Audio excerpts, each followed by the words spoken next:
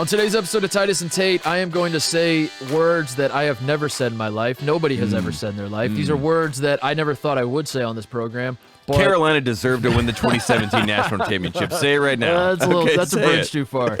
We're going to say words that I've waited a long time to say this, Tate. So I'm going to take a deep breath and I'm going to say these words. Scott Drew is a Big 12 champion. Wow. Wait, what? Scott Drew is a good coach. It's been solved. We cracked the code. The Baylor Bears are Big 12 champs. Congratulations to Scott Drew. First time since 1950. Yep. Game of the week at West Virginia. They clinch it. We just watched them beat them beating the Baylor Bears, obviously. Just watching them beat Oklahoma State tonight.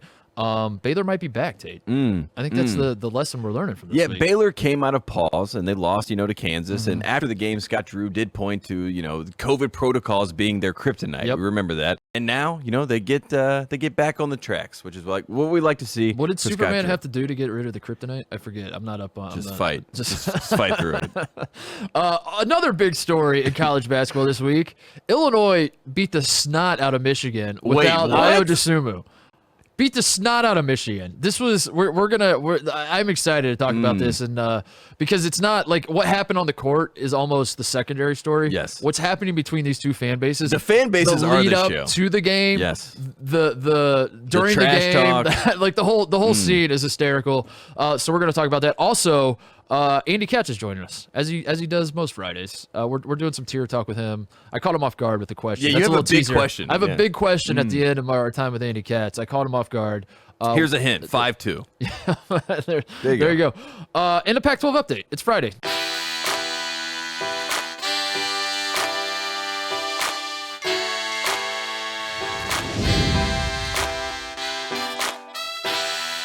All right, let's get into it. Yes, Illinois beat the absolute living hell out of Michigan, and what everyone was calling at the time, and I think they're going to continue to call it, the most shocking result of the season. Not because Illinois is not good, obviously, but because Ayo Dosunmu was not playing. This was this had all the makings going into the game. You know what? Before we talk about it, for me, this was about the fans. So let's not talk about what Brad Underwood was saying. And let's let the listeners at home, the friends of the program, get your own sense of this. Here we go. Play some voicemails that we got from the weekend. Hey, Titus. Hey, Tate. As an Illini fan who was mercilessly trolled by Michigan fans all week, I felt compelled to talk about last night's game between Michigan and Illinois that really exposed Michigan for being a Mickey Mouse team that everyone knew they were, with a Mickey Mouse schedule. I'm a Michigan fan, and I just want to say screw you guys for jinxing us for roughly 2 weeks straight by talking about the Michigan hype train. I know, for the most part, Michigan fans have been pretty difficult for you, but don't think I haven't seen what you guys have been, been up to for the last week. You guys are sneaky. Can you pass along a message to me for all the Michigan fans? Basically, just you. Thanks, and go Illini. It's really annoying, too, because Illinois thinks like they're our rival. But really, they're out here acting like they just won the national championship. Their bench is going crazy, but, I mean, Michigan's still going to win the Big Ten championship. This is basically the peak of Illinois basketball since 2005, so I'm not too worried about it. Taken me a few hours to work through this emotionally, but I'm very glad that we lost. People have been gassing us up for like 2 weeks, move us to number 2, gone to our heads, and Jawan knows this. These guys need to get embarrassed. They got to realize at this point in the season, it's not bringing it every night. They're going to lose. We're really building character, building resolve. We got long tourney runs coming. This is the right answer. So it's a good thing. Yes. It sucked, obviously, but honestly, I'm glad that we faltered now or in the Big Ten tournament instead Same of the sort of NCAA tournament. Mindset. But spin it. From what I saw, Michigan didn't do bad defensively. We just couldn't hit our shot. Gotta make shots. Hi, Titus. Hi, Tate. I would like to hit the panic button on behalf of every single team that's going to play Illinois in the month of March. Brad Underwood, don't them. It's going to destroy you by 30. All right, bye. I mean, I don't know if that guy was an Illinois fan or a Michigan fan. That's the funny I part. think he might have been God just calling from above. He's like, yeah, watch out for Brad Underwood. So the reason I want to start with the fans is because for me, this is what this game was. For those who don't know, who don't live on the Big Ten message boards, as I do, which it wasn't actually message board. This was like mainstream. This wasn't the deep dark web. This was like mainstream, out in the open. Just hatred. Hatred. Yes. Michigan comes back to give you a primer here, Tate. Michigan is coming back from COVID pause. As a reminder, they didn't have cases per se in the program. It was like a school-wide thing. Yes. That they shut down. They were paused for the same amount of time as the women's team.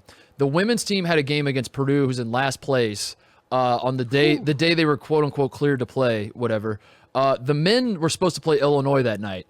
The women were given the go-ahead to play. The men said, we're not ready yet. We COVID protocols, and they kind of like muddied the waters. Illinois fans interpreted that as, you're dodging us. You don't want to play us. You need more time. You don't want to come back. And Michigan fans were like, why would we dodge you? We're so much better than you. Yes. Away we go. There's a tug of war, fights, and for that period of time, there's just been hatred on both sides. It's been 3 weeks of bravado, right? There's been a lot of back and forth where both sides have not backed down against each other, where, Michigan fans are like, you're shit on my shoe. Like, I don't even see you. You're not in the same. We joked about this last week. Michigan fans, when they talk to the Gonzaga fans, they're like, we're in the toughest conference. Yeah. We had to play Northwestern, and then we had to go at Maryland. This is the craziest thing you've ever seen in basketball. And then on the other side, they're like, you can't even talk to us, Illinois. You can't even play on the same court as us. And Illinois had the same exact confidence and bravado, so we shouldn't say like they were even in the right. They here. have, Illinois fans up until Io breaks his face in half. Yes, and then when Io breaks his face in half, Illinois fans were like, they're wait and see. They're like, wait and see. Yeah, yes. like we still believe, but even the talk coming out of Brad Underwood's mouth was like he said going into this game, Big Ten championships, I don't really care. Like I'm more focused on, and he was kind of talking about like whether you bring Io back for this game, like how important is this game? Should we rush Io? And he was like, nah, But Michigan fans interpreted that as like, oh, so now because we're gonna win the Big Ten, you're not. You're saying you don't care to win this game, and it just went back and forth. And I can only imagine how cathartic it must have been to be an Illinois fan. To just have Michigan fans, because like Illinois, as this is all going on, Illinois goes to overtime at Nebraska. We remember that. Illinois loses at Michigan State before Michigan State beat Ohio State and India, and like Michigan State. They started the run. Yeah, they started this run, which by the way, it's over. It's over now. Rest in peace, the Michigan State run, because Michigan just stomped them. But so Michigan fans are watching this. You're talking all this junk. You can't even beat Michigan State. You can't. You go to overtime with Nebraska. Io played in that game, by the way. Oh, he needed a big shot to beat Northwestern at home, and Michigan fans are like, "This is hysterical that you think you're on our level." And then they kick their ass, dude. It's unbelievable. It is absolutely shocking. It's shocking. 2 words: Trent Frazier. And my family member T. Frazier comes into this game and decides that he is going to have, I think, the best game I've seen him play. And I've watched, Trent play a couple years now. And, I always keep up with the Fraziers in the world, see what they're doing, keep an eye on them. And in this game, he was unstoppable. And I think he exposed a little bit of, Michigan's maybe not a glaring problem, but lacking, size at that one position, right? To be able to guard the pick and roll on a guy like that. And then on the flip side, we saw Hunter Dickinson against Luka Garza. Owned him. Stuck his chest out. Let it be known, get him out of here. Bill Laimbeered him out of here. Couple walruses just like in a mating ritual. And in that game, it was like this weird flip of like, wow, the young buck, the young freshman. I take him over the old horse here in Luka Garza. Flip side, we get to this game. Coffee Coburn. Yep. Different animal, like different type of guy. Not a walrus. Yeah. And he comes and he is sending a message to Hunter Dickinson, which is basically like, welcome to the real Big Ten big basketball. We're dunking all over you. I'm letting you know that I'm here. You're going to feel me. And I thought from that standpoint, it was interesting because it was a game where Illinois sent a message from the interior. Yeah. And then also they had a perimeter guy in Trent Frazier who goes off. I mean, it was a perfect storm, right, for Illinois to have this great game. They sent a big message. But if you're Michigan, you don't take too much stock into this game other than like we get hit in the mouth. Yeah, I get hit in the mouth. That's fine. I actually genuinely believe this is good for Michigan. I think they needed to be humbled. I think for sure.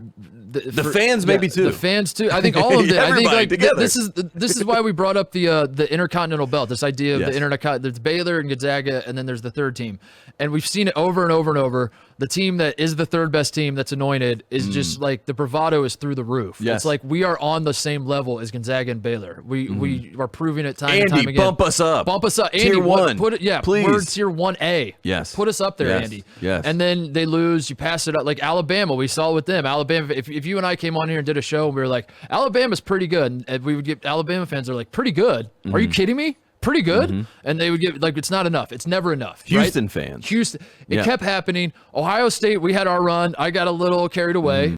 I'll put my hand up and say I maybe got a little carried away. And then, Michigan humbled us, and I was like, all right, I'll step back now. Then it was Michigan's turn. Now it's Illinois' turn, coincidentally. Illinois is now looking at all these dead bodies over to the side, and they're like, well, at least that's not going to be us. Yeah, they're like, survive that. Idiots. It's like, no, you probably. So pump the brakes, I think, everybody. everybody pump the brakes. There was nothing at stake in this game whatsoever. I guess a 1 seed. Illinois is probably going to get a 1 seed anyway. And I honestly, I feel like Illinois, Ohio State this weekend, like if Ohio State beats Illinois, you sweep Illinois. I mean, I don't know.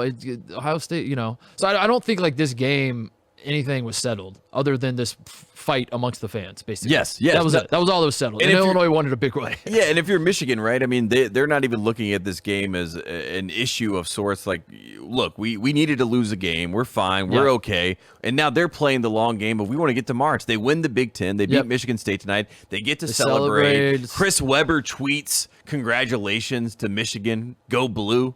I mean, think about that. Like, you and I met in 2014, 2015, whatever it was. If you had told us even then that, like, Jalen Rose, who we both were working with, was going to, Juwan Howard's going to bring the Fab Five back, that did not seem possible. But anything is possible, as we learned in 2020, and now tonight. Has the Fab Five become the Fab Three? I feel like it has. Yeah, kind of. Yeah, like, make some call Ray. Where's Ray and Jimmy? Yeah, like, we never hear from Ray and Jimmy.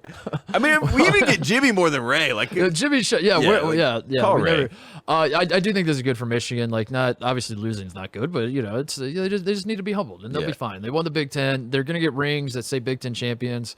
It's not gonna say we got our asses kicked by Illinois without their best player. That will not appear on the ring. So who cares? Michigan fares well in the Big Ten tournament. I could see them winning the Big Ten tournament, having both of those things, and then these fans that we were just talking about getting humbled, they're back. Right back. They're on top of the mountain. Suck it. Hey, Titus Tate, remember when you were? They may blow out Illinois with Io in the tournament. That's probably what will happen. I want to say this too. One of the fallouts from this, two things, I guess, two fallouts. Number one, Luka Garza has solidified National Player of the Year, has he not? Yes. I mean, Illinois when Io, it was a great run, but I mean, come on. I don't know how. Like, do you think some part of Io Desuma was watching this is like, God damn, we don't have to win by 40. Like, we could win by like 3. You guys don't have to like make it clear that you don't need me. Like, what the hell's going on here? It wasn't great for his most valuable campaign. And again, it was a flash in the pan, I would say. So the other thing, as I've felt for most of the season, it is Gonzaga versus the field. That's where we are in the big picture. That does not mean Gonzaga is going to win. That does not mean Gonzaga. I'm not putting odds on this. Get your analytics out of my face. Get your so you're saying that it's a 50% chance. I don't know what the chance is. What I'm saying is, as a neutral observer, as someone who's going to take in this NCAA tournament, the rest of us being the Ohio States, the North Carolinas, the Michigans, we can't have fun. We can't feel good until the big bad giant has been slayed. Yes. That's how I feel. Yes. That's what I mean by Gonzaga versus the field. It could happen. It's happened before, obviously, 2015. Obviously, UNLV back in the day. It's happened. I'm not saying Gonzaga is a shoo-in. I'm not saying give them the trophy. I'm saying I'm going into this tournament saying until Gonzaga loses, I'm not going to get excited. I'm not like, as an Ohio State could just keep winning. Like, I'm going to be like, this is awesome. You got to win. You got to give yourself a chance. Because Duke in 2015, they didn't beat Kentucky. So all you got to do is survive. Maybe someone else beats them and you beat So celebrate the wins. But I think this solidified for me that the tournament does not start until Gonzaga loses and earn it. Like, you know what I'm saying? Yeah, of course. Is that a fair assessment? I mean, and I will say this, like, there is a little bit of a conversation with Gonzaga because we did see probably the pinnacle of this team in December, right? We would say that. At least as far as the competition that they faced, the Virginia game is probably the last time we had to see them, quote unquote, play at the peak of their powers. So as far as humbling and getting the team prepared to go win these 6 games, I do wish that even if they don't lose the game in the WCC tournament, that Gonzaga at least is pushed in a half. Yeah. Where we have to see them lock down and say, hey, we got to get a bucket here to kind of settle things down. Because I don't like and it's almost unfair to them a little bit, where they have to go into the tournament and get this heightened push of competition where teams have been basically playing March Madness for a month. I don't know if it's gonna matter. Like I hope not. Like I said last week, 100%. If we have a normal tournament, I believe Gonzaga will win it. But with the whole Big Ten Indianapolis push, I'm just saying if it could be a Mickey Mouse ring. If a 2018 Villanova, 2009 North Carolina thing happens with Gonzaga, I'm not surprised. I'm not surprised at all. Yeah, I'm gonna be if it was a normal tournament, that all checks out. Normal tournament, I would say I'm around 69% that's going to happen. It's just I just wanted to bring that up though that we. The more things change, the more madness that happens, the insanity of everything going on this season, games canceled. I saw the stats said that we have had over 1,500 games canceled or postponed this year. Really? Yeah, that's insane, isn't it? Yeah.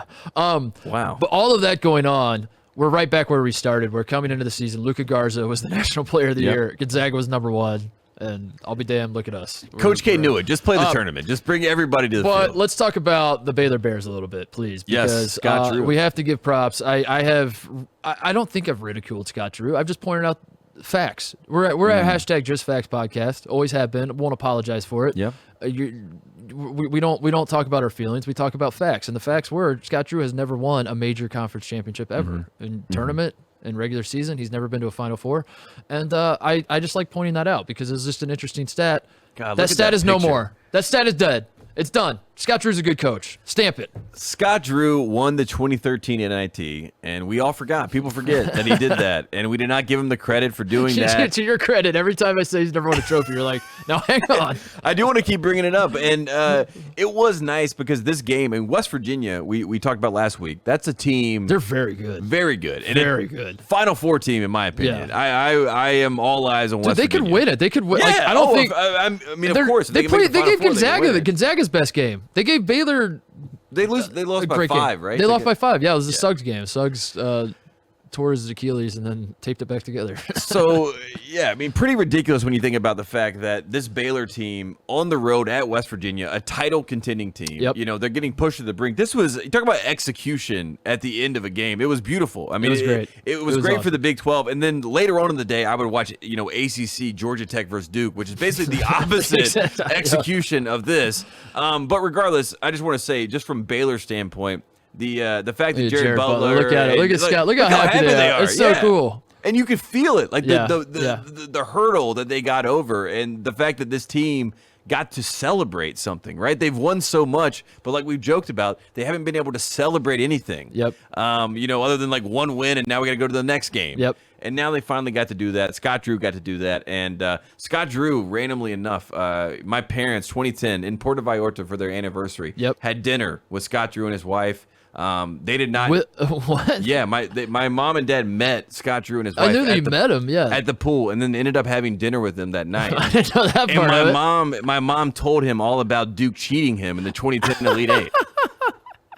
And regardless, Scott Drew, my parents love Scott Drew to this day. Yeah. And when he won, my mom was like, please shout out Scott Drew and say what a great guy he is. So shout out to Scott Drew. Great guy. Great but not a good guy. Not a good guy anymore. He's a great guy. He's a winner. Yes. Scott Drew is a winner. Kevin Keats move over. Scott Drew has a trophy case. That big trophy case he built in his house, he can finally put something next to that NIT championship. Man, he did it. So Baylor's back though, man. They look good tonight too against Oklahoma State. Oklahoma State was pretty hot. I feel it like a little bit where there could be a world in which we get to the Final Four in Indy, and I would not be shocked. And this might, I mean, maybe I'm probably going to regret saying this, but like if it was Gonzaga, Baylor, Illinois, Michigan in the Final Four, I would not be shocked. I would love that. I mean, even as an Ohio State fan, this year. I want Ohio State to win, obviously, but like, I want great basketball. And that's like objectively, that would be amazing.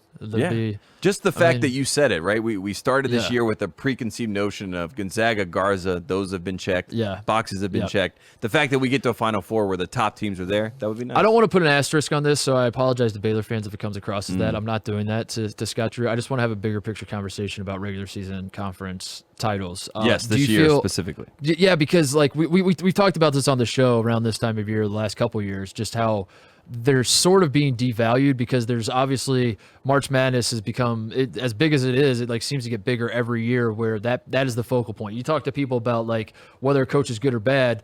you always point to. I mean, Tom Crean got fired at Indiana. He won Big Ten titles. No one cared. We don't care about Big Ten titles. You lost in the Sweet 16 to Syracuse, Tom. Get the hell out of here. Like that was March becomes the measuring stick where. When I was growing up, certainly, and I've made this point a million times, so I apologize for repeating myself, but like the Big Ten title was a massive deal. Like if you won the Big Ten, that's cachet, that matters, and it still matters to the players. Obviously, we saw Baylor's players losing their minds. We saw Michigan tonight losing their minds. But as a fan, Tate, I feel like we were already headed towards with conference realignment, with imbalanced schedules. When you have conferences with 38 teams that are you only play half the teams once. I feel like fans were kind of shrugging their shoulders at regular season titles. For God's sakes, your conference, the ACC, doesn't even technically count the regular. Like the tournament's so important that's the only thing that technically quote unquote counts. That's Duke propaganda. Yeah. But yes. But then at the same time, you flip around, you hand a trophy for the tournament to a team that didn't even play a single second last year. So explain that to me. But Coach Ham. So I guess my fear is that COVID, given that the circumstances of everything this year and all the imbalanced schedules and how weird it is, because I have a Pac-12 update for you that's going to break your brain with the Pac-12 race. I'm worried that this is kind of like the end for because this whole season has been about let's just play an NCAA tournament. That's all we care about. And now we're using algorithms trying to figure out who won regular season conferences. And I'm just worried that moving forward, people are gonna be like, who cares? And put an asterisk on Baylor, put an asterisk on Michigan, and Michigan played fewer games than Illinois, and Illinois beat the hell out of Michigan. Like if you're an Illinois fan, you're like, I kind of feel like we should maybe be champions. I don't know. It used to be, I felt like a college basketball conversation used to be a regional conversation, right? So there was these large conversations that were happening in different pockets, and then the tournament would come, even back to when the NIT mattered. It would be like the NIT and the NCAAs, you would get invited, and then the national conversation comes. Then you can see but we've already been having this conversation over here the whole time. And I guess it does happen at a smaller level, maybe than it did in the past, but those arguments about Wake Forest won this many ACC, regular seasons, and Virginia Tech hasn't ever won in the ACC regular. All these types of things have seen they've gone from the forefront of conversation because we're all trying to have the national conversation. Right. We're all trying to have the national championship conversation. We're all trying to have the Final Four conversation because we all think we're blue bloods. We all think that we're supposed to be there because there's this misconception that it's an equal playing field. Right. And it's really not. I mean, we know that there's 12 teams that probably have a real shot at this just based on everything that's going on. That's why when Butler happened the first time, it was unbelievable. It was shocking. It was like, oh my God, they were 6 inches away from.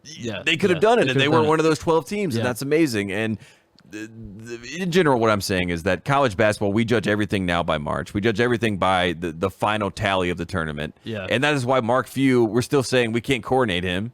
Yeah. We can't coordinate James Harden in the NBA. Yeah, because he hasn't done it in the playoff. That's the world we live in, right? I guess I didn't think about this till you were making your point that part of the reason it was probably a bigger deal back in the days because you had to win. True. You had to be your conference champion to be in the NCAA tournament. So it was like, we won. We got to go play in the NCAA tournament now. But I was thinking of the Big East in 1981. I'm pretty sure, and fact check me, someone. I'm pretty sure that Syracuse beat Villanova in the championship game in the Big East tournament. And then Villanova got invited to the NCAAs, and Syracuse didn't. Really? Yeah. Oh, that's scandalous. So is that what started Jim Boeheim being a crusty old man? I mean, that was the origin story of his being a villain. Just saying. All right, let's take a break. Talk to Andy Katz, and then we'll do some Pac-12 update and get out of here. All right, here with Andy Katz again. Friday tier talk, Tate. I don't know how many more. I don't want to get ahead of myself and be sad, put a damper on this. I don't know how many more times we're going to do this. We gotta cherish it when we have it. I mean, the bracket's coming up soon. I don't think, no disrespect to Andy, but I'm more interested in what the committee has to say about these teams than he does after the bracket comes out. So I don't know how many more times we're going to do this, but we're going to enjoy it while we have him here. Yes. Andy Katz has once again put out his tiers, and we will do him the solid of making sure people understand that these tiers came out before the games played on Thursday night. So Oklahoma State, for example, lost at Baylor. I don't know. Maybe we'll ask him. We'll see. Does that affect it? Kansas laid a stinker against UTEP at home. But won. They made an appearance in Tier 3 this week. Yep. I guess, Andy, I want to start with some of these newer teams because I'm looking at your tiers this week. Final Four sleeper tier. We got the Arkansas Razorbacks, who the diehards are saying they might belong up a tier. Yeah, the must bus. But the one that stood out to me, Andy, is UConn because UConn is a team that Tate and I definitely believe in. We understand that they are 9-2 with James Bouknight, that they passed the eye test, is what I would say. But they were on the bubble at this time last week. Now all of a sudden you're saying they're a Final Four sleeper. It's March. Make the case. It's March. We agree with you. We just want you to make the case. Like, UConn is a Final Four sleeper, really? Okay, first of all, I saw them in person. I actually went to a game last Saturday.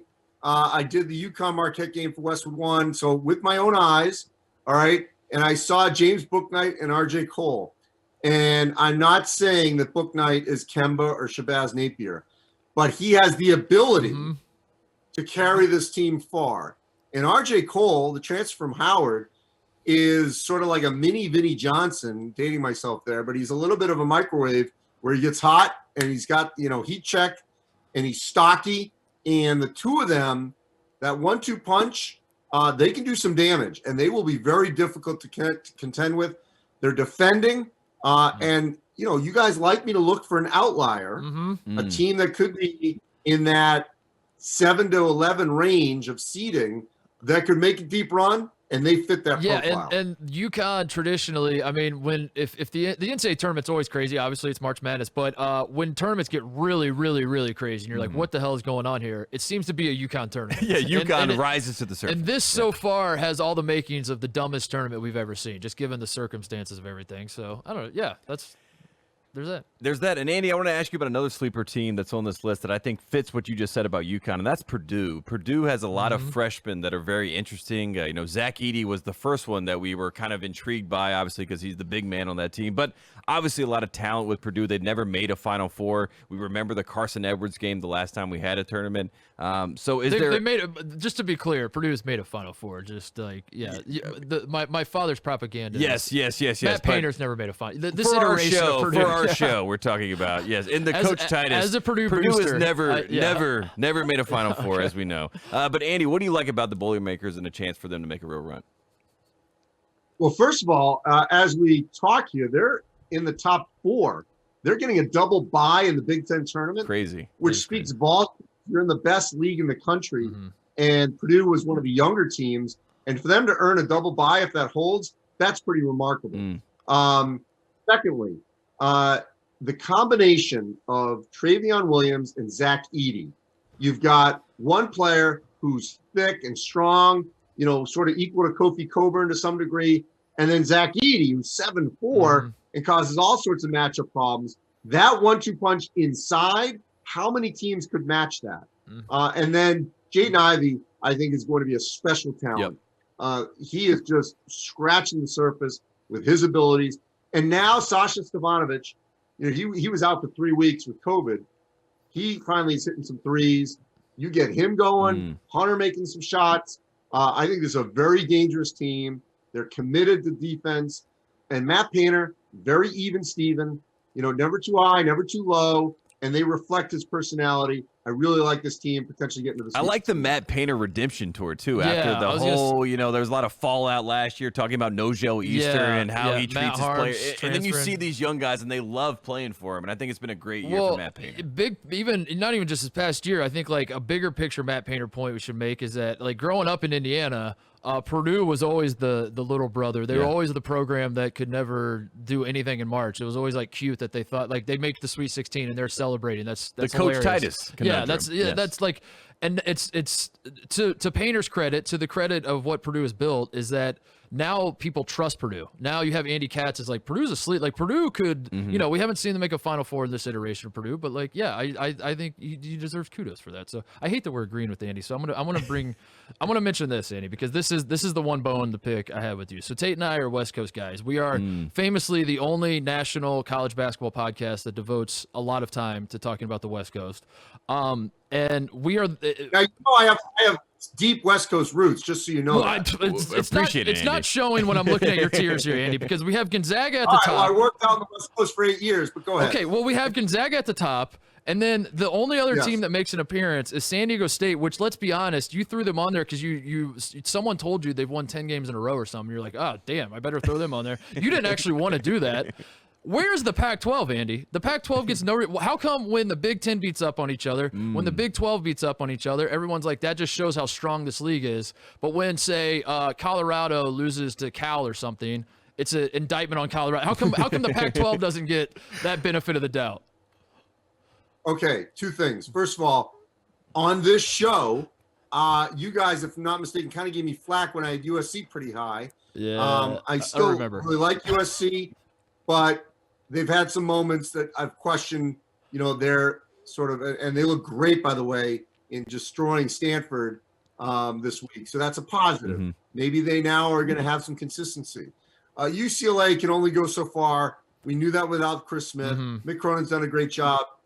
The team that I probably could have and maybe should have put in here, once again, is Oregon. Dana Altman continues, every year we wonder, okay, how good are they going to be? We don't know who's even coming back.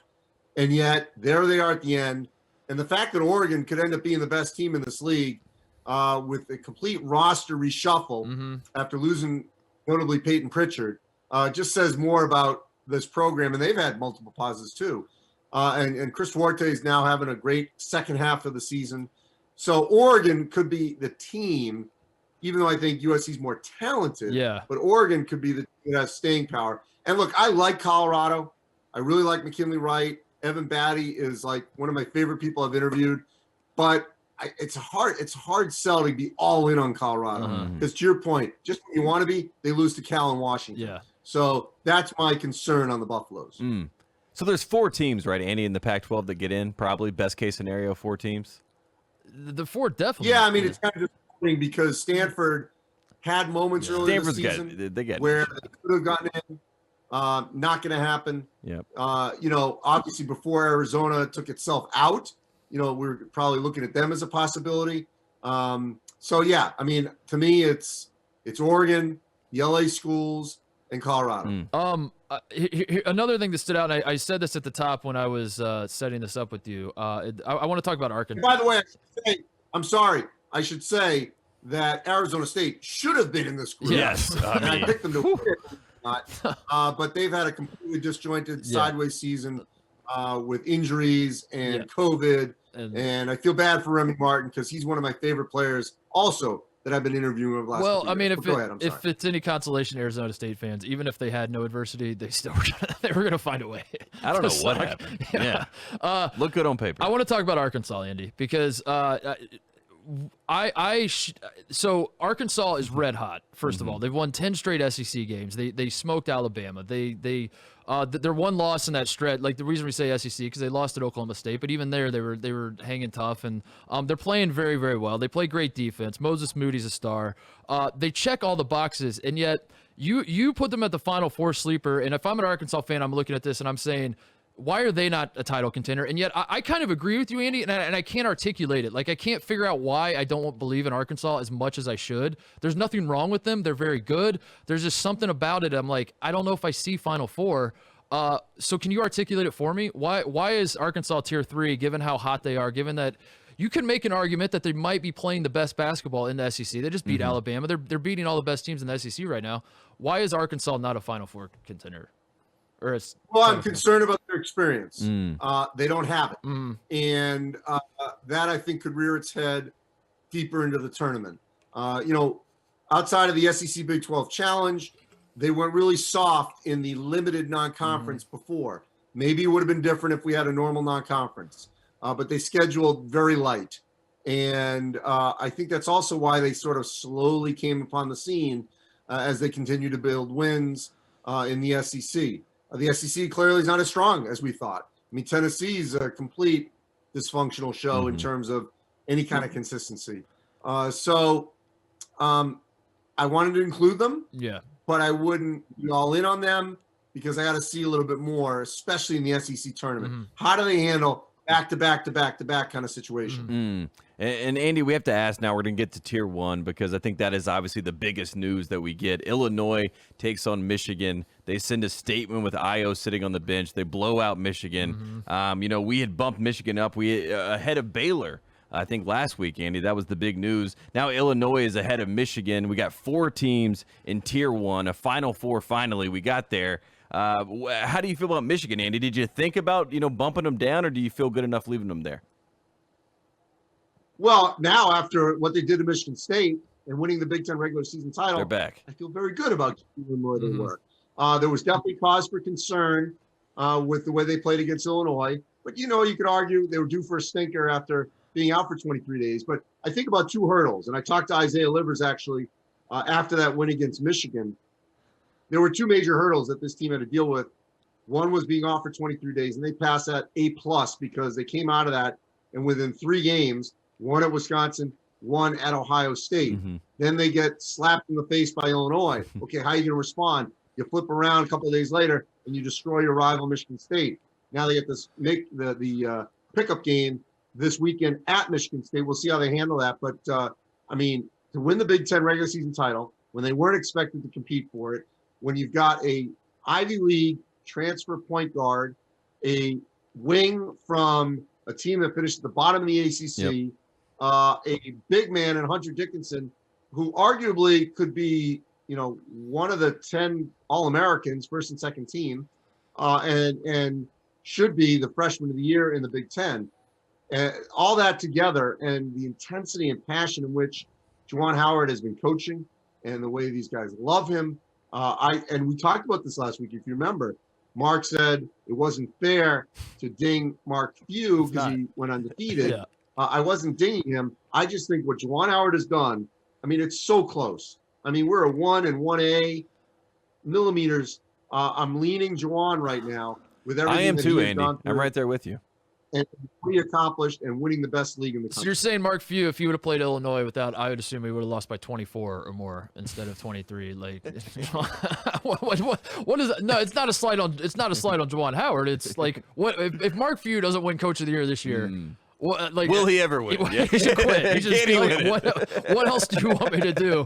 How am I not the Coach of the Year? But listen, Mark, if he wins the national championship and Juwan wins Coach of the Year, no, I don't think he'll care. He'll be fine. He'll be completely fine. All right, before we let you go, we need your perspective on something because you're a man who is uniquely qualified to weigh in on this issue. Jim Boeheim reaming a reporter for saying that he.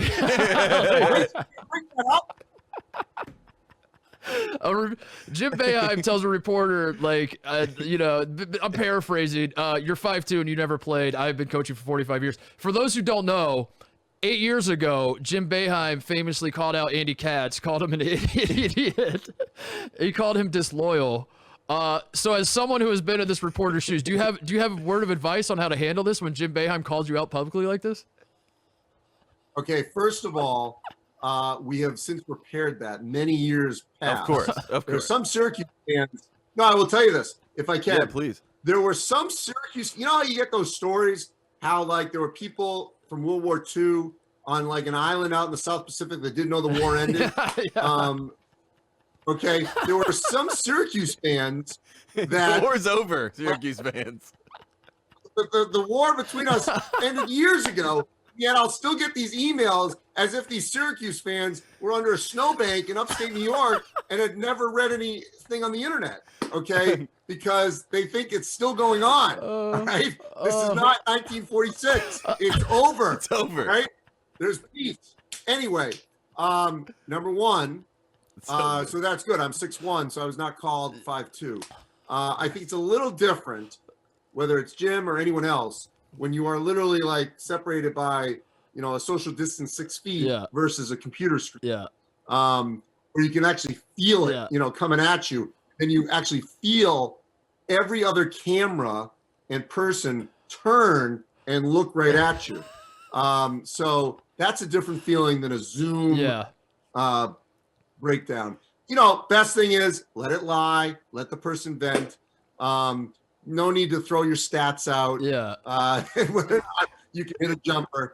Is that how and you? For the record, Mark, for someone who couldn't even get to your level, all I know, and this is my basketball memory for the rest of my life, that in the second election day game that I played with, because I played in 08 and 12 with President Obama, And the second time was, and I've told this story before, was Scottie Pippen trailing me. Okay, I looked him off 3 times in a row, 3-pointer, mid-range jumper, miss before Obama pulled me. So I was 2 for 3 in the box score, 5 points. That's my career moment. This was at the White House? I like that. At the White House? Andy's throwing out real stats. Pac Athletics in Chicago. Oh man! Oh my God! Still unbelievable. This 2 is why. for 3. 66% from the field. This is why we have you on. So when Boeheim, yeah, when Boeheim did do that too. So you're saying you just like took it, you just sat there. That's the move. Because I actually don't remember that part. Like everyone remembers the clip, but like I never have asked you. I don't remember you ever talking about like what did you do? Did you like kind of snake out of the room? Did you just smile? No, I stood my ground. I stood my ground. The funniest thing, if I can just tell you this, it's funny now, is it was a total, to be honest, kind of a softball question and an innocuous question. That was the time when Syracuse was going to the ACC, if I'm not mistaken, or they weren't going to play each other anymore. If I'm getting my years, so that was the question. Like if he was going to schedule UConn, another series. Because they obviously have been rivals and all that. So that's what set the whole thing off. Obviously, there was past history from previous stories at ESPN that bubbled up. But yeah. And you're right. I mean, he was upset about going to the ACC at the end of the day. So he he lost it on you because of that. Oh, my God. Andy, you're the best. As always, we appreciate the time. I'll end this, guys, just so you know, the détente, that was, I mean, it was, it was essentially like Arafat and Menachem Begin. I mean, or Yitzhak Rabin. I mean, there was like, we had, I may be mixing all my people here. I think that was Carter. Anyway, no, that was Sadat and Arafat. Excuse me. Love it. No, not in Begin. Anyway, bottom line, Middle East peace was achieved in the bowels of the Verizon Center the year Syracuse went to the Final Four, if I'm not mistaken, maybe 2013, is when we made peace in that Elite Eight in DC. He's like, we were going to the Final Four, Andy. I'll be nice to you now. Yeah, that's what it was. He's like, I can't be mad at him. Oh, man. Well, there you go. Syracuse fans, the war is over. Leave him alone. Leave Andy alone. Andy Katz, we appreciate the time as always. Thanks, Andy. God bless you. I don't know if you caught that, Tate. Andy Katz said he snuck it in there that he's 6'1". Do you think that's dating app height, or do you think that's real life height? I think that's listed height. I've met Andy a handful of times. I've stood next to him, and I guess I can't recall how tall he is. I think he's 6 feet. 6 feet real life. And he bumped 6'1" it up, listed. 6'1". Or you're always listed. I'm 6'3" listed, 6'2" real life. You always go one above. You always go one above. Especially, I feel like if you list yourself, if you're 6 foot and you say you're 6 foot, everyone's like, you're 5'11". Exactly. I see what you're doing. 100%. So you say 6'1". And if you're 6'2", you say 6'3", because if you say 6'2", everyone's like, he's 6'1". Can I just say, here's my take on the Jim Boeheim reporter thing. I agree. I think he makes a lot of great points. My cutoff point for when you should be allowed to talk about basketball is if you scored, we'll say, 9 points. We'll say, and you know why he said 5'2", right? Why did he say 5'2"? Because 5'3" is Muggsy. Oh, 5'3". 5'3" is actually the time that you become applicable to be an all-star. You know what I mean? So like right when you get to 5'3", you can be an NBA all-star. So Jim Boeheim stopped it. It was literally the line. If you don't know what we're talking about, Jim Boeheim reamed I mean, yeah, what we brought up to Andy earlier is he reamed a reporter after a win, and he said yes.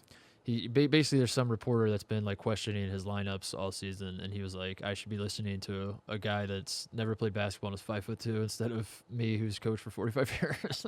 It's very, I mean, Kevin Durant called them blog boys. I mean, it's the world we live in. As I said, it's a great point. I think if you haven't scored 9 points in Division I basketball or more, get the hell out. Get out. You have to be. If you're not 5'3" or taller.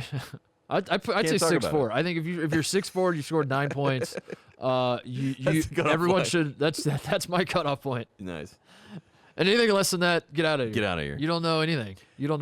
All right, Pac-12 update. Here's the thing. So we were talking about regular season conference titles earlier before we talked to Andy, and this is why I guess I wanted to bring this up earlier, but I wanted to save it for the Pac-12 update as well.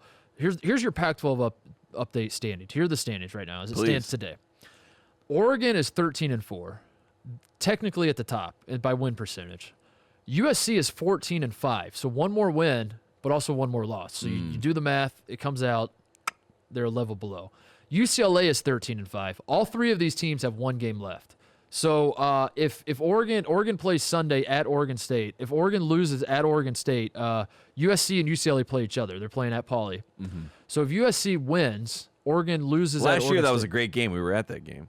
Yeah, it was. It was a great game. Yeah. If Oregon loses, USC wins. I believe at that point USC will win. But here's the big but. If USC and Oregon both win, Tate. So it would be the same thing where USC has one more win, one more loss, and these two teams only played each other one time, and USC beat the absolute hell out of them. We watched this game. We were sitting right here watching on the television right over there. That's the one. The one with the cooking show on right now. And Taj Edey hit like 400 threes out of the gate, or they ran Oregon off the floor. They boat raced them. So my question to you is, are you aggrieved if you're a USC fan? If you beat UCLA, you sweep UCLA, who's the third best team. You beat Oregon. You have more wins than Oregon. And the only reason you don't get a piece of the pie is because Oregon played fewer games than you. Are you aggrieved? Because I looked it up. The Pac-12 said we are going by win percentage this year. So Oregon, if they both win, Oregon's going to have the better win percentage technically, but it's because they played two fewer games. And if Oregon goes 1-1 in those two hypothetical games. Was there an amount of games that you had to play to qualify? No, I don't. I mean, like I'm sure it was like 6. You know, but let's say you win 7-0. Yeah, you won the Pac-12. I guess I don't know. So that's unbelievable. I'm fired up on behalf of USC fans already. I think if you're a USC fan or a booster or someone that has any sort of sway, Lori Loughlin. Lori Loughlin, right now, make the call. You know what I mean? We're talking to you, Lori. Yeah, please. Lori, this one's for you. Bag Mom of the Year 2019. Make the call because at the end of the day, you're right. I mean, this seems like common sense. Can we just? I mean, it's ridiculous. They beat the snot out of them the one time they played. I mean, like, or at least do a double trophy where it's like if one of you wins the Pac-12, we'll give you regular season and tournament. Yeah, like at least do that as the tiebreaker. I mean, it just seems ridiculous to me. So that's a good Pac-12 update, though. Now I feel informed. Yeah, now you're up. locked in because a lot of these have. Listen, Villanova won the Big East. Alabama clinched the SEC a long time ago. Michigan won the Big Ten. We know. What else am I forgetting? ACC. Who cares? Yeah, I mean, literally, Florida State, I guess. Literally. Who cares? The Pac-12, man. It's the power conference we should all be locked in on. Yeah, San Diego State won the Mountain West. That was next on my list. Oh, well, sorry to take it from you. Right? San Diego State won the Mountain West State, and I just want to point this out. So I do not have word yet whether they have hung a banner. Famously, last year we went to a game late February after San Diego State had already clinched the Mountain West title. Our last college basketball game. That was the last one we saw. Together, at least. Yeah. I saw Obi Toppin. I guess we went to the Maui Invitational this year. I guess the last one we saw pre the before times. Yeah, exactly. And then I saw Obi Toppin dunk between his legs in Dayton. You know, I was thinking about the other day. I saw Cassius Winston hit a step back on Ohio State's face. And that was the last game I saw before. You know BC and like AD, obviously, but like BC is like before COVID. So before COVID? That's what I was calling it. It's BC times. Yeah, there you go. San Diego State last year wins the Mountain West. And we go to this game after they clinched, and we noticed that they had already hung a banner that said Mountain West. We hated it. And it clicked right then and there. We're like, this is why the wheels are falling off. Because if you remember, San Diego State started like 22-0, and then they started not playing particularly well. And the game we were at, did they win? But they were down. They won, but it was yeah. Were they playing like Colorado State or something? Yeah, I think it was Colorado State. Anyway, and we made the comment to each other, like, I mean, you can't hang a banner before the season's over. That's postseason. And even the show, the student section down there, we talked to them about it. Yeah. And they even seemed very worried that we were worried. Yeah, they were like, wait a second. Wait, what? We shouldn't have done that? Yeah, is that not what programs do? We're like, yeah, no. Yeah, like, definitely not. Honestly, like, you know, the best programs don't. They hang it 5 years later. They're like, oh, yeah, that's right. We did win that thing 5 years ago. So, anyway, no word on whether they've hung a banner yet, but they did cut down nets, Tate. And they cut down, look at this. They cut down their practice gym. Right there. Matt Mitchell in the practice gym, because I think they won on the road. I think they won at UNLV to clinch it. And then Dutcher they come home. must just love celebrating. You know what I mean? Like, that just might be But his celebrate thing. a Final Four. Celebrate a national championship. But don't be Tom Crean losing to Ohio State at home, but and don't then still give me cutting false down your hope nets. and act like I'm going to get any of those things. That's true. Let me celebrate this. You can celebrate, but like, cut down nets, but like, I don't think you cut down the nets. I don't think you cut down the nets. I don't think you hang a banner. The only time you cut down nets is if you clinch at home. That's it. That's the rule. You can't. What does Kawhi do you remember think about do this? you remember when Tom Crean did this? Yeah. They clinched on the road. Yes. So then they're like, we'll just win the next game against Ohio State. And then Ohio State wins in Assembly Hall, and Tom Crean's like, you know what? We're going to cut down nets anyway. Yeah. And Yeah. like, And everyone's what? like, dude, you lost. And he's like, no, we won the Big Ten. we were It's champs. the saddest thing ever. Yeah, so the San Diego State, I don't know, man. Andy Katz has them at Final Four sleeper tier. They're hot. They are hot. I'll give them that. I had them close to. They were knocking on the door of my fraud power rankings. If they had Malachi but not Flynn anymore. this year, I would be much more inclined to believe in this. I just team. hate that we got to get this out of. We got to get this out of San Diego State system, man. We got to talk to Dutch about this. You can't. There are rules, Smokey. This isn't Nam. Yeah, I don't know what it is. Also, there's this. A judge has sided with ESPN in the Arizona versus ESPN feud, where ESPN was asking that Arizona make the notice of allegations public. Arizona got the notice of allegations, as you remember, Tate. Release the NOA. Arizona Board of Regents argued that releasing the NOA would what was the quote? Not in the state's best interest. The best What a line that defense. we've seen this year. Yes, It's not in the state's best interest, so we're not going to do it. Yeah. And ESPN was like, well, you're a public university, Freedom of Information Act, release the tapes. And Arizona's like, how about you release the tapes? A lot of finger pointing. And the judge ultimately decided. You're out of order.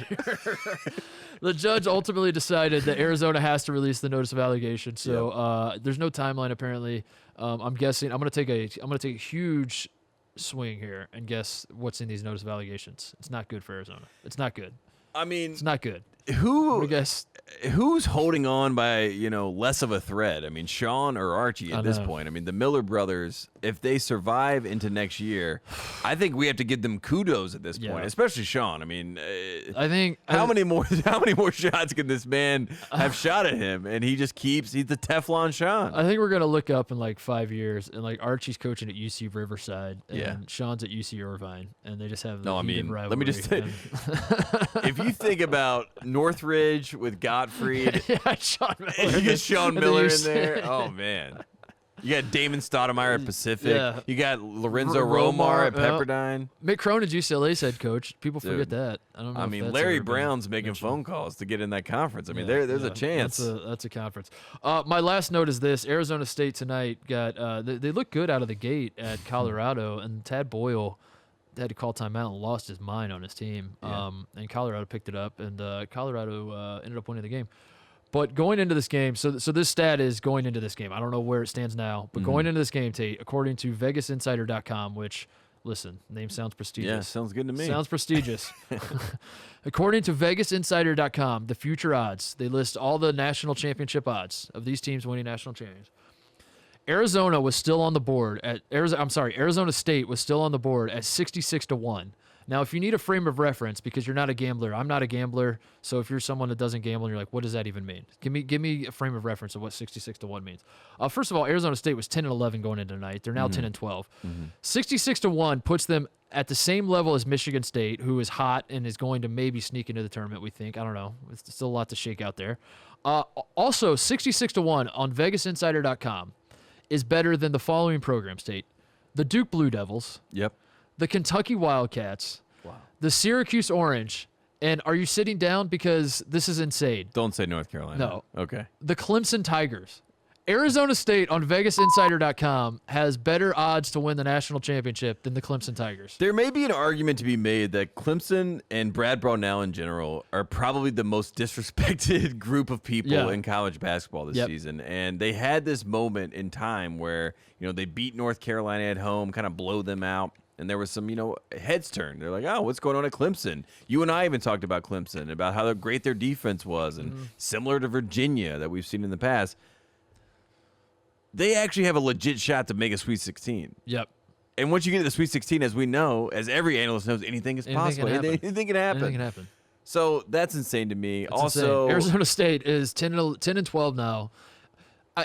It makes no sense that Arizona State is the team that they are this year on paper. I know. It makes no sense. I should mention, I don't know if Vegas Insider, I don't know how credible this is. I don't know what this is, but if you search college basketball futures, I just search college basketball futures. It was the thing that come up at the top. So they got a good SEO. They're doing something. Yeah. They're doing something right. Yeah.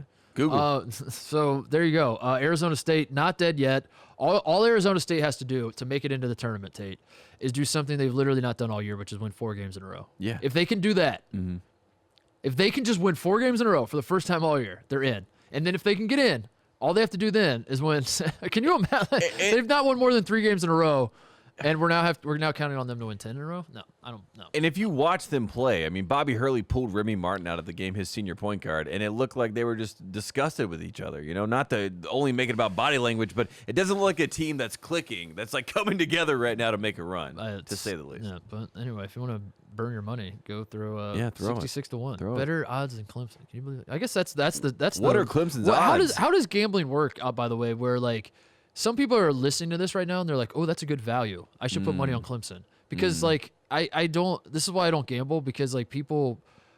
There are people that would put money. I put less and I get more. I mean, I understand that, but I understand that. I'm saying I don't understand the mindset where you're like, "Oh, Clemson's a good value. I should put like $1,000 on Clemson just in case." Because if they don't win, that's the same as putting $1,000 on Chicago State, right? Yeah, I mean, so I don't understand like. It's like the patting idea, yourself on the back for like was like it's the idea of like if it does, right? And if it does, then I am like unbelievably. I was always confused going on when we talk to Sal and stuff and the trifecta, and they're like, what are good value bets in the title? I was like, if I'm betting on the national championship this year, I'm not putting any money on any team other than Gonzaga because I don't understand. Yeah. That's the team I think is going to win. I think they should. They're going to win. Why would I put money on a team I don't think is going to win? Parlay Kid got Gonzaga 15-1 at the start of the season. Wow. So they were not the favorites. Wow. I think Kansas was actually the favorite. Strangely enough, something weird Going like into that. The season, I Kansas can't remember exactly who it was. Maybe Baylor was. I can't remember. But Gonzaga, Wisconsin. he got Gonzaga at 15-1, and now obviously that's not even close to what it is. So there's some value. There you go. There's some value. Some good. As Clemson is flaming out, or as Arizona State doesn't make the turn, or what would it be? You put your money on Clemson. Clemson's losing in the second round. You're like, but I got a good value. I mean, I had a parlay in the NBA Finals that if LeBron James had a triple-double in the last game, I would have made $1,500. And LeBron James, I think he ended up with like 39-9, and that's what it is. It's just a bunch of BS like that. What was your bet during the Super Bowl that you thought you hit and then you didn't hit it? And I was dying laughing watching. Oh, it was man, God. It was something like if Gronk and Antonio Brown both score a touchdown, but then it was also like, I don't know. But they had to have over 150 yards. It was I was dying laughing. There's a lot of things before the biggest games in sports that like I just go and just put in a lot of parlays and props, and then I see what hits, and then a lot of times I forget what even was the thing that I even bet on because I'm just so enamored by the whole thing. It's ridiculous. This is way too much gambling talk. Shoutouts, closeouts. What do we got? I got shout out to I got the Marquette jersey on, and I wanted to shout out our guy DJ Carton, a man who basically cursed North Carolina in the Dean Dome, owns us in the Dean Dome, but had a big dunk, probably one of the best dunks we've seen this season. Dunker. And then did on top of your head, that celebration. And I don't know, I feel like with the Marquette jersey, I should just shout out someone from Marquette. So DJ Carton, you got the shout out today. DJ Carton, yeah, he's a great dunker, a former Buckeye. I wish he would have stuck around, but also like I think he made the right decision. I really wish he would have stayed. Then he wouldn't have come with Marquette, and we would have beat Marquette by 20-some points. But I don't know how we would have fit in at Ohio State this year because we got a ton of talent to like. That's not me saying Ohio State's awesome. Well, I think we are, but yeah, I think he made the right decision. I think he's getting more opportunities in Marquette. So it's just a shame they kind of suck. But we'll always have the Dean Dome blowouts. I want to shout out. What did I have here? Oh, Mike Bray. That was it. I want to shout out Mike Bray because there was this today that let's end on this. This is I just want to just let this wash over people. I'm disgusted by what I'm seeing coming out of South Bend. Mike Bray apparently walking off the floor. Notre Dame loses the other day. There's a chant from the student section, fire Mike Bray. And he was asked about in the press conference, and he does his best to deflect because he's Mike Bray and he's cool. He's the loosest coach in America. And I just want to say, calm down, Notre Dame fans. First of all, it's not about you. You're in the state of Indiana. We're focused on Archie Miller right now. All right, we have our own. We have a crisis, a coaching crisis going on right now. Quit trying to get at the coaching crisis table in the state of Indiana. All right, wait your turn. Even if you have a problem, shut up. You're the fourth best program in the state of Indiana. Like Butler's respecting it. You don't hear Butler fans talking about LaVall Jordan not having a great year. No, they just beat the out of Villanova when they came to town, you know? Right. So Butler fans know, like, this is not, it's Indiana's time. They figure that out. And, like, we'll look at, listen, in 4 or 5 years, LaVall Jordan sucks. Like, maybe we'll revisit it. But, like, come on. We know our place. Notre Dame fans, shut up, 1. 2, the only reason any of you give a single about Notre Dame basketball is because Mike Bray made you give a shit. Yes. So understand that. How dare you? Number 3, I don't like it. Number 4, it's wrong. And number 5, shut up. Shut up. And that's it. And I just want to leave it at that. Like, Mike Bray could lose every game next year, and he should be the coach at Notre Dame. He should be the lifetime contract. All 497 people in that building, the fans, quote unquote, is what they call themselves. What are you doing? You have Maui coming up. Yeah. You have a man that made the Maui Invitational fun again. He has a chance to go back. This is the season that we throw away. This is the season where we don't even acknowledge it. Doesn't even count. Coach K's not even acknowledging it. It doesn't count. Throw it away. It doesn't count. Don't you ever At Mike Bray. We love you, Coach. Coach, this is a safe space. Yes. You will always be welcome here. We would. We'll see you in Maui, Coach. We will see you in Maui. We do love you. You went to back-to-back Elite Eights. People forget. What are they talking about? What is happening? What about Zach August? 5 years ago, he went to 2. I mean, I get it. I get it. 5 years is a long time, but also it's not. It's not. You're Notre Dame, dude. Like you're Notre Dame basketball. You're a joke. You're a joke without Mike Bray. Without Mike Bray, you beat UCLA one time, and Digger Phelps waved his highlighters on television. Jordan Cornett's That's all on anybody TV. cares about you. You have someone on TV, like enjoy, like you have little things that are going well for you. Find the brand plays. It's ridiculous. Come dude. on, it's absolutely ridiculous. So I'm disgusted by. Oh, shout out Colin Gillespie. We can't end on Mike Bray. We got to shout out Colin Gillespie towards MCL. It sucks. I have no other commentary. It sucks. It's not good, and it's not fun either. Villanova, 7th Big East title in the last 8 years. Colin Gillespie, obviously a pivotal piece to Villanova basketball. When you think about this iteration of this team, that's the guy you think of usually. So. We're gonna miss Colin Gillespie. There's a chance he could come back. College basketball, you have a right to come back. But regardless, he's been great for this career, for his whole career at Villanova. So shout out to him. He's been awesome, and it sucks. It's like when you're a senior, obviously it gets amplified, and it's like that's a bad way to go out. There's never a good time to tear your MCL, but apparently, especially when you are a senior, especially when there was no tournament last year. Back-to-back, no tournaments. And to be on a team like Villanova, at a program like Villanova, it's won 2 national titles in recent years. And a program that if you get to the tournament, you have a shot. Like, that's what I mean. Yeah, you're in Colin Gillespie's shoes, and you're like, all right, I'm the point guard of Villanova. That means I am going to have a chance to compete for a national title. And to have your last 2 tournament chances taken away, it sucks. So hate to see it. Shout out, thinking of Colin Gillespie. Is that it? Should we do picks? Like, what games are coming up? We got Duke, Carolina. Do you care? Give us a. How do you feel? What are we thinking going into that one? Duke needs a win to get back on the bubble, as they say. So this is all setting up for Duke to kind of get back into the good graces of America by getting this win at the Dean Dome.